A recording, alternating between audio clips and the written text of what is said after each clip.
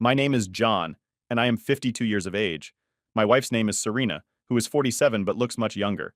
She's a beautiful woman, tall, has long black hair, pale skin, and a great body. She maintains her looks by working out and eating well. We've been married 24 years with our 25th anniversary coming up in a month before the discovery. We have two boys, Michael and Ben, both married and just starting families of their own. Both have remained geographically close to us, and we see them often. I worked for a drug manufacturer in New Jersey that produces some ethical drugs, but we also make generics, and we are one of the largest manufacturers on the East Coast. The FDA closely monitored us, and it was critical that all drugs were accounted for at all times. Recently, our FDA inspector found some discrepancies in our paperwork, and our audits were more frequent now, and would continue that way until he decided we had our house in order. Because of my position as VP of Compliance, I've been working very long hours and traveling twice a month for the past 8 months to our warehouse many miles away to show a presence. When he inspected our drug inventory, it was difficult work, but I was training 3 additional compliance techs to take over the load. It was starting to cause problems in my personal life, but we were very close to recertification, and I had started to back down on my workload. I had decided that I was going to retire just as soon as I had the new techs up and running, and our certification was either complete or in the works. I want to do that by our anniversary. I hadn't told Sabrina as I wanted it to be a surprise. I was able to find some time at work for myself one day. So I was downtown trying to find a jeweler to do a special job for me. It was for our silver anniversary, and I was going to do something special for Serena. I found the little jewelry shop I was looking for across from the downtown down the alley off to the side. A friend that used them for a special locket he had made for his wife recommended them to me. I had something similar in mind for my wife as my anniversary present to her. I talked with the owner, a Pakistani, who had immigrated to the country over 15 years ago. His English was perfect, and I told him what I wanted. I had a 1.15 carat diamond ring that I no longer wore, and the stone was a perfect clear white. I wanted to have it reset into a necklace for my wife because she always loved the diamond. He looked at the stone, made appreciative noises, and pulled out some white gold and sterling silver settings for my choice. I picked one that had 3 small diamonds surrounding a large stone that would go in the center. It was magnificent. We agreed on a price, and I gave him the ring. He took a picture of it on his scalp and made a copy for me for security. It would be ready in about 2 weeks. Perfect. As I walked back out to the main street, I glanced over to my right and saw Serena coming out of the hotel lobby, afraid that if she saw me, she would ask what I was doing. I ducked back into the alley and watched as she hailed a cab. I was surprised since I knew of no plans on her part to come downtown, and certainly no plans that involved the hotel. As I watched, I saw Bill exit the hotel and come up to her side. He said something to her and she laughed. She got into the cab and left as Bill walked away. Bill was my close friend. He and I had met when I first joined the company, and he was our realtor. We became friends, and he and his wife Sally were frequent visitors to our home. We had known them for just over 10 years, and we'd taken a few trips with them before things got a little hectic with my job. As the cab pulled away, I wondered about what I'd just seen, but decided that maybe she was planning something for me on our anniversary, and Bill was helping her. While I had no idea of what they could be doing at the hotel, I decided to wait and see how it played out. I would raise some questions at home tonight and see what she said. Serena and I lived in a large 2-story colonial in a very nice part of town. I had done quite well in my job and had a comfortable salary. I had also inherited a large sum from my parents with good advice from my investment counselor. It had grown to almost twice that amount. Serena and I had decided that we would not touch it until I decided to retire. I want to do that now. And the time looked right since our 2 children had graduated from college and moved on to their own lives. The house was way too big for us, but we loved it and continued to live there. I loved coming home to it and to her. She always had a drink ready and waiting, and we had a routine that included just talking about our day. I thought tonight might be very interesting. So I walked into the kitchen from the garage and put down my briefcase. I shed my jacket and tie and put them in a hanger in the hall. As I made my way into the room we called the library, even though it had few books, I found Serena waiting as usual. We greeted, and she asked how my day went. I responded that it was very productive, and I was able to take care of some things I wanted to get done, and that I finished all of my work for my upcoming trip to where the warehouse was located. She said she was at home all day and just did some cleaning and straightening up. I was immediately alerted to her comment about staying home all day. Why would she say that when she was downtown? Just about lunchtime? She was not very good at lying, so I decided to push it and see her reaction. I asked if she has seen guilt lately, that I needed to tell him something about a question he asked me on some drugs, and I thought he was coming by. She said she hasn't seen him since we went to their place, which was about a week ago. Now the lies were beginning to compound. At this rate, she was going to make a mistake if I pushed it. So I decided not to. I was far too concerned at what I began to suspect was happening. Serena and I had not made love for over 6 months. I tried to initiate it several times lately, and each time she had quietly turned me down with some excuse that meant she didn't want to have sex. The last time was Sunday evening, and she pleaded a headache that came up suddenly at that time. I hadn't discussed it with her for fear of making her angry. Now I thought maybe there was another reason. So I suggested we have Bill and Sally over for dinner that week, Friday night. But she said she doesn't think she wants to have dinner that week. Maybe we can plan it for the following week. Now she knew I had to go on my trip, and I hated to plan anything for one of those weeks. So I told her I have to travel next week and would rather do it this week. I then asked if she had a disagreement with Bill over something that I don't know about, that she seems to be uneasy when I mention his name. Now she was really uncomfortable. So she stood up and left the room, saying something about the bathroom. I considered her reactions and answers to my questions, and I knew without a doubt that she was guilty and that Bill was involved. I decided not to push her again when she came back into the room as she sat back down. I asked if she has thought about what she wants to do our anniversary next month, and that I thought of having a party here at the house with our friends Bill and Sally, Justin and Phyllis, and maybe the kids and their wives, and that we could have it catered so it would be no strain on us. She said she hasn't even thought of it yet, so she doesn't know, and asked if that's what I want to do. I told her that I think that might be a good idea, and it might be fun, that we both haven't been having much fun lately. And I don't know why, does she? She asked what I meant and what kind of fun, that I've been working so hard, and we don't have a lot of time to do much with my trip every other week or so. I then asked about our love life and said, I haven't been too tired for that. But she's not been in the mood for the last 6 months, and I don't know what's going on, but she seems to have no interest in me anymore. She replied that she's not been feeling well, and I know that, and that it was me that wasn't in the mood.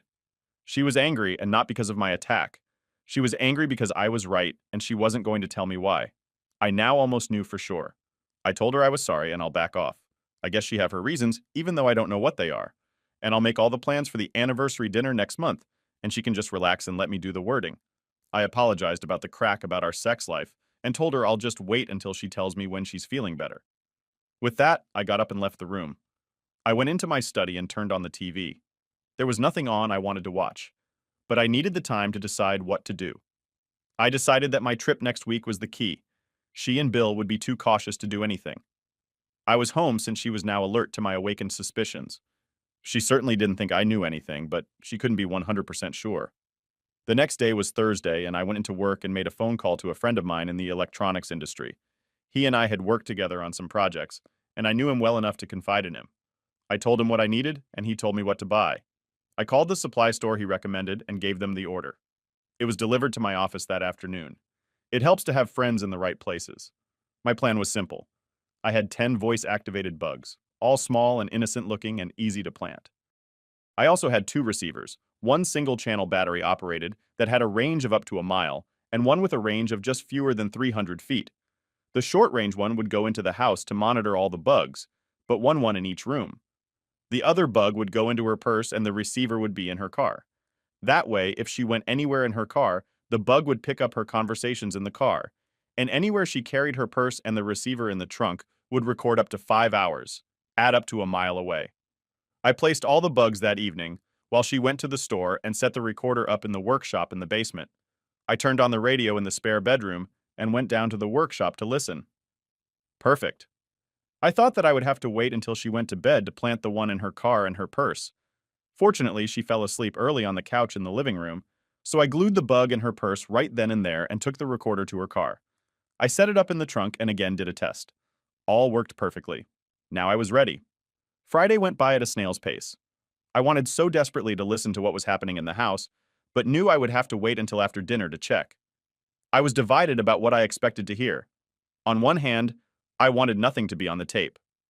I wanted my world to remain just as it was, dull, boring, but safe, and with a wife who was still true to me in our marriage. On the other hand, I expected to find that was not the case, and that she was cheating on me.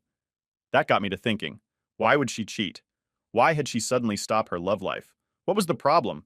And why wouldn't she come to me to see if we could solve our problems? We had been married 25 years, and as far as I knew, the first 24 had been wonderful years for both of us. We were very much in love, and we had a great life. What had changed? Maybe nothing had changed, and I had simply been unaware of her actions. I thought about it all afternoon, but found no answers. That night, our dinner conversation was non-existent, and we missed our "How was your day?" conversation earlier. She was very moody and seemed to be in another world. I was keyed up and nervous about what I was going to find later. We passed the evening without any more than the mandatory exchanges. She finally said she was going to bed early and went up the stairs to our bedroom. I waited for about an hour and walked up the stairs to look in on her. Her breathing indicated sleep, and I went downstairs to the shop. I looked at the recorder and noted it had recorded something. I rewound it with a touch and pushed play. At first, I heard the sounds of the phone ringing. It was very clear, and I knew the recorder was working perfectly. I heard Serena answer. From then on, I only had her side of the conversation, but I could read between the lines. It went like this. "Hello? Why are you calling me now? What do you want? No, you know I won't meet you today or tomorrow. I won't do anything now until he goes out of town. Yes, same time and place. Goodbye." After that, there was nothing else except a call from one of our kids that she took later that morning. There were no further calls that afternoon, and she didn't leave the house, so I didn't need to check the car recorder. I didn't need to check anything else, period. I stayed away from her as much as possible that weekend. I was so angry, deep in my soul, that I knew I had to avoid her. I knew that she and Bill would meet again, and in spite of the pain, I needed to convince myself that I should confirm what I already knew and not stop them. I had enough to know for sure what they had done, but I needed more to convince a lawyer. I wanted to wait until after our anniversary party to tell her what I knew, and I had a plan that would make this anniversary very special. The following Wednesday morning, I told her I had postponed my trip and would be traveling next week, but that it would be a short trip, and I wouldn't leave until late morning and would be back by dinner. I then told her I wanted to do some things to get ready for the party and will be back later. I watched her smile at me and say something about looking forward to the party. She waited for another hour before she finally went to the phone to call Bill. I didn't bother to listen since it was being recorded. I'm sure they made plans for a different time. The day went very well since I was in a great mood and I found myself singing. I rarely have felt so good, and it caught me by surprise to find that this was likely the end of my marriage. And why did I feel so good about that? That thought cooled me down and the pain returned with a vengeance. I wondered what I was going to do next. I went to the basement and rewound the tape for that day and pressed play. I heard Serena's voice as she called her lover Bill. It was something like this. "Hello. He just told me that he would be changing his schedule for next Wednesday.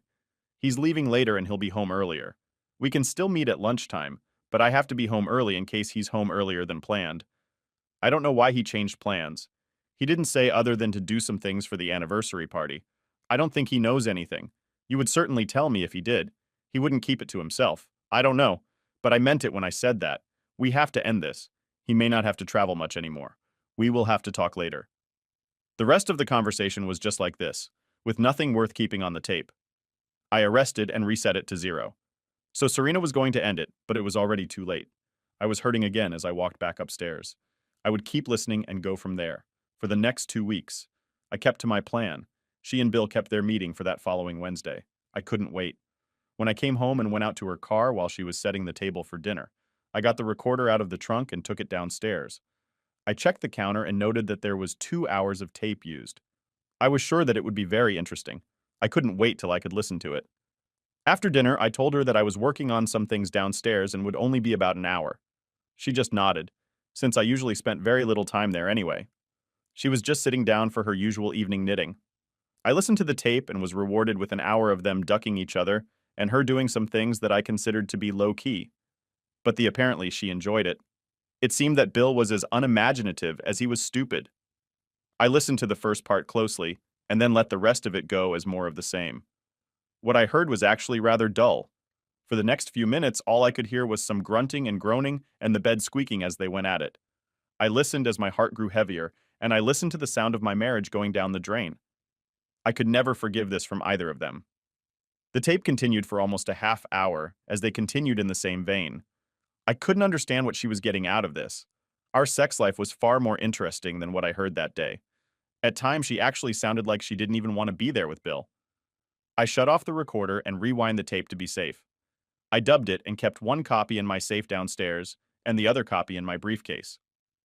I thought I would extract some excerpts from some of the phone calls and that meeting and make a demonstration tape for later. I went back upstairs and tried to go on with the evening as usual. I felt pain just being in the same room with her. I looked at her several times, but she looked perfectly normal. I guess she was now so used to cheating on me that she felt nothing when we were together. There was one surprising thing that happened just 3 days before the party. As I listened to the tapes that evening, as usual, I heard the sound of the doorbell ring. Bill came to the house, but I only heard some of the conversation since Serena kept him at the door. She was yelling at him and kept saying, "No, not here, not at my home, never." Anyway, I told you we were through. This continued for a few minutes, and I finally heard the sound of the door slamming and Serena storming back into the house, cursing out loud. Sounded like Bill was wanting more and more, and she didn't agree. During those weeks, I contacted my lawyer and made sure the divorce papers were ready. I maintained my silence to her. I spoke only when I had to and tried to avoid any time alone with her. She finally noticed my reticence and commented on it a week before the party. She said, "I haven't said much to her lately," and asked if something was bothering me and if she did something wrong that made me mad at her. I told her I don't know and asked her if she thinks she's done something that would make me mad. She said, "Of course no," and asked why I would think that. I said, "I told you some time ago that we had some problems, but you wouldn't talk about them. You just got angry and yelled at me. That's been your answer for everything. Yelling. I just hope you haven't done something stupid to get back at me or to try to hurt me in some way." She started to respond, but couldn't get the words out. She finally broke down and started to cry. I told her I'm sorry if I made her cry, that I was just letting off steam and I know she wouldn't do anything like that. And I trust her with all of my heart and soul. I told her I love her too much to ever hurt her, and I hope she believes that. She just wiped her eyes and looked at me sadly. She didn't say anything to answer me and remained quiet. She finally went to the kitchen and the subject was forgotten. We spoke a little after that and things remained tense between us. As for the anniversary party, it was planned for Friday night, a day before our actual anniversary. Friday was best for most of our friends and for our children. It was catered, so we had little to do other than dress for the party. We were together in our master bedroom about an hour before the party. I had decided to end my avoidance that morning in anticipation of this day. I asked if she was going to wear the beautiful blue dress I bought for her the previous year. They love her in it, and it shows off all of her charms, both in front and in back. I did love her in that dress. I bought it for her when she saw it in a window and commented on it. I bought it the next day and she was thrilled. She said she planned to and that she loves it too, although she didn't look as nice in it as I say she does. But I bought it for her. And this is our anniversary, so she thinks it's appropriate. Then she asked what I will be wearing. I told her it's just a shirt and tie with a sports jacket, that I didn't want to distract anyone's attention from her. She blushed with pleasure and smiled for the first time in a long time. I wanted her to smile and be happy for the anniversary party. I wanted this anniversary to be remembered long afterwards. The first guests were to arrive at 7 o'clock, and we were dressed and ready by 6:45. I looked at her in that blue dress and I choked up. Tears came to my eyes as I looked at her. I had loved this woman for almost all of my adult life. She had been my life, and I was about to lose her. The pain was so intense that I had to sit down for a minute before my legs collapsed. I wanted to give her my gift now. The more wonderful things she had to remember from this day, the better. I told her that before we go down to our guests. I want to give her my present now. And I wanted her to have it for the party tonight. So I went to the dresser and pulled out the gold box the jeweler had given me. I took the necklace and moved behind her to fascinate about her neck. She moved to the mirror to see herself. She said it was absolutely beautiful and thanked me for it and said she loved it and will treasure it forever. She turned to show me and moved to give me a kiss of thanks. We shared the moment and moved to go downstairs. As I followed her down the stairs, I thought of what I had told her. It was true that I did love her.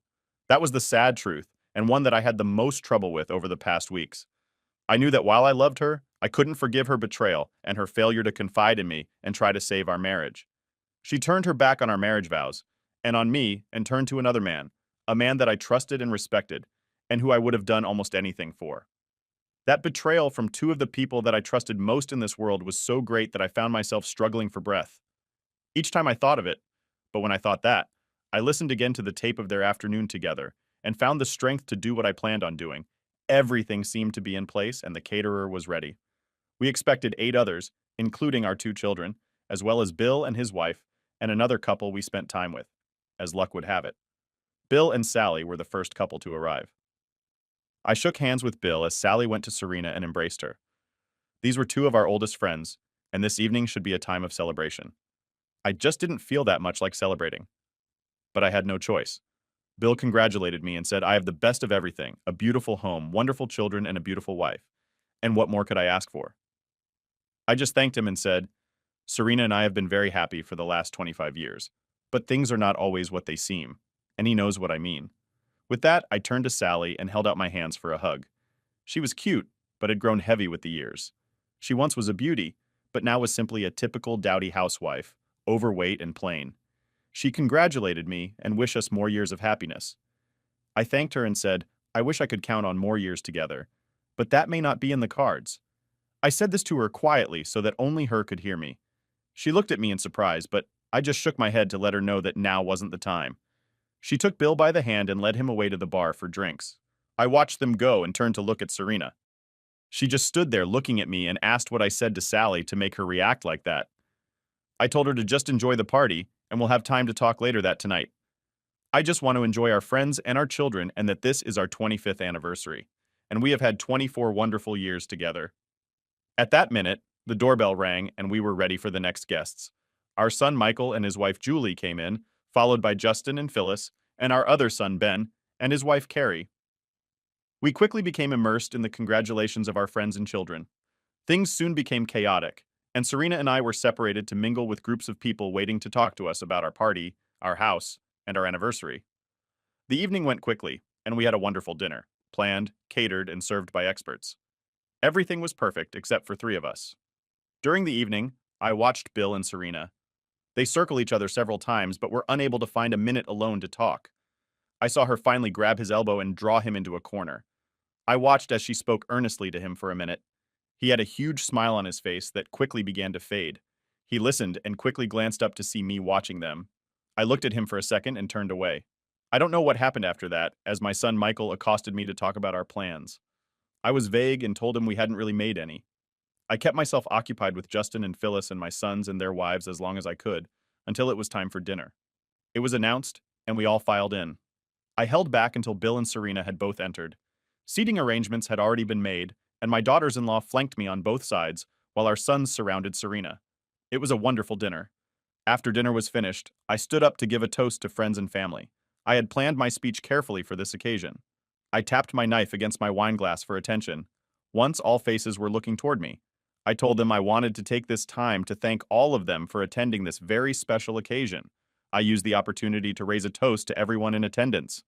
Finally, I said, I want to raise a toast to my beautiful wife, Serena. Everyone looked toward her direction, so all backs were toward me as I deliberately set my glass down without sipping. Only Serena could see me. After the dinner was complete and people were sitting around in the family room talking with dessert, Bill came over to me. He looked concerned. He said he didn't know what's got me upset. But Sally and Serena have both asked him what's up with me. I told him nothing was bothering me, and I asked, why does he and the ladies think something is wrong? And what have I done to make them think that? He said he doesn't know what they think, but I have been kind of out of sorts with him that evening, and that if something was bothering me, he would like to talk to me about it and maybe try to help me. I just told him there is something that I could use his help and advice with. So if he and Sally are free tomorrow morning, about 8:30, they should come over for some breakfast and we'll talk. I could use Sally's input as well. I know it's early, but it's really important and I would really like his help. He said, sure, they can come, but I should give him a hint and he can keep a secret if that's it. But I told him not to worry, that it was job related. But it is a surprise and I would like to tell everyone at the same time, and I'm not even going to tell Serena tonight. He finally agreed, accepting that he was going to get nothing more out of me tonight. I clapped him on the back and moved away to speak with Ben. I watched Bill talk first to Sally and then to Serena.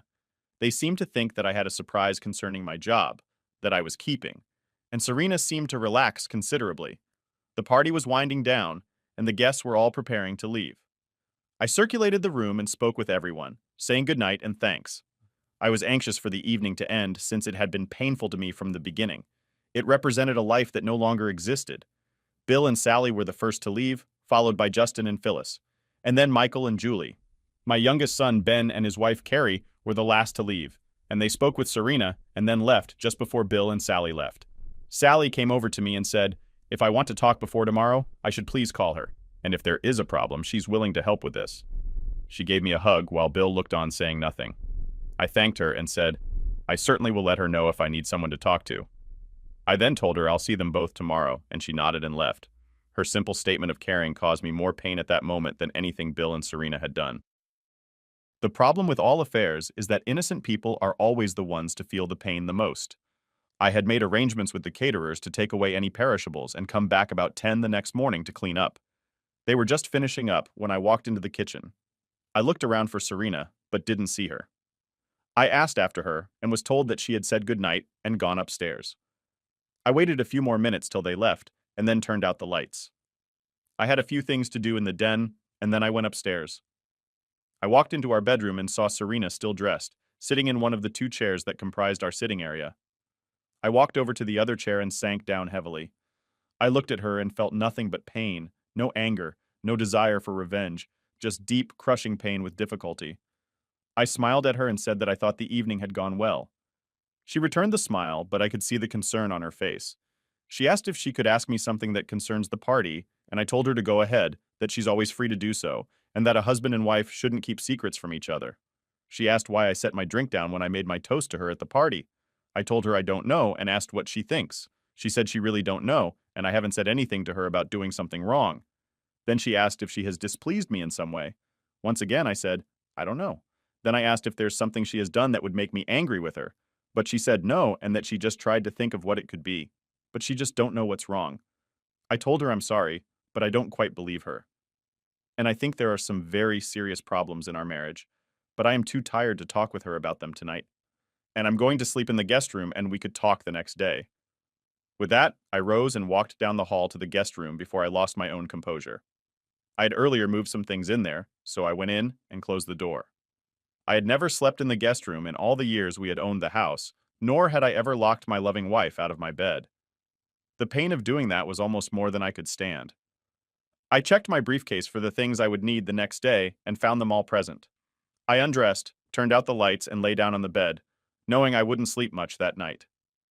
About an hour later, I heard a small knock on the door and Serena's voice asking me if she could come in. She knocked again, but I didn't answer her, and she eventually stopped and went back to our bedroom.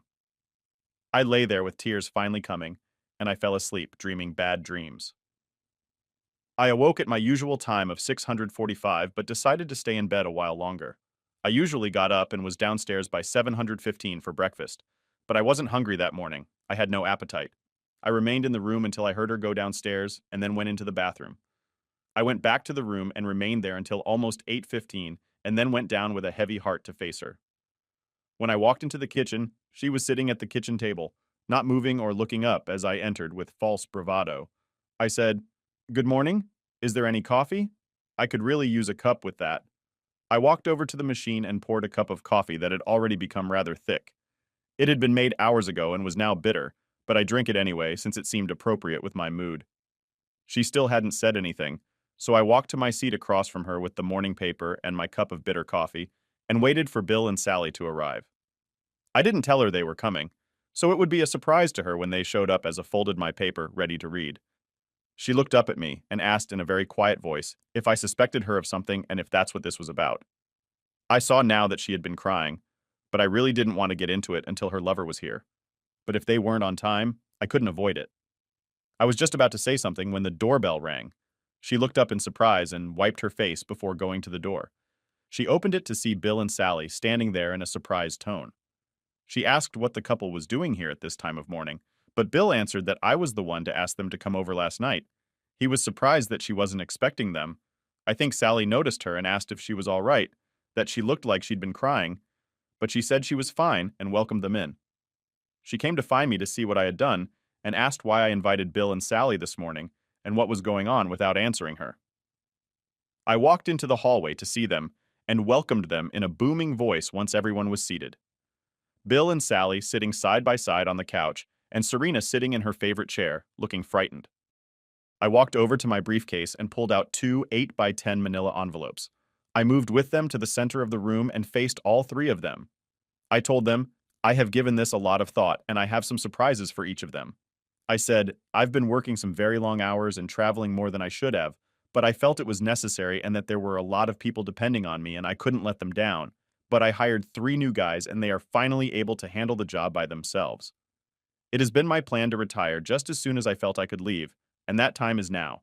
And that a week I resigned from my job and told myself it's time to rest. Serena then asked why I didn't say anything about it, that she would have supported my decision, and that she knew that my job was getting me down. Bill chimed in as well and said, I don't have to work for a company that doesn't care about what's best for me and let them try to do without me for a while. I told them I'm glad to see that they both support my decision and that I was planning on taking my wonderful wife on a trip, beginning on our 25th anniversary, and that I had booked a flight to Miami, and from there we would pick up a sea cruise. Serena then asked, I meant by I was planning on taking her. I paused a moment. This was it. There would be no turning back once I did this. That was when I dropped the bombshell. I told her I just thought that it would put a strain on her meetings with Bill at the hotel on Wednesday afternoons if she wasn't going to be here immediately.